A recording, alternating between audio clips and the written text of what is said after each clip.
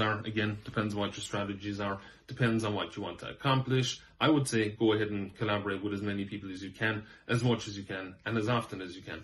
But then again, that's just me, and that's in line with my goals. But you need to look at it if it's in line with your goals. Now, one of the first things I'll say is I saw a YouTuber go from like 1,000 subscribers to, I would say they're over about 150,000 now, probably much more by now, but the last time I checked, and they did that in a couple of months. How did they do it? Very, very simply. They went on different people's YouTube channels, and I'm not talking about small YouTube channels, I'm talking about big ones.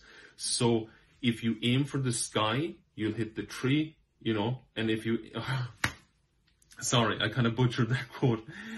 Basically, if you aim for the tree, you'll hit the ground, and if you aim for the sky, you'll hit the tree, okay?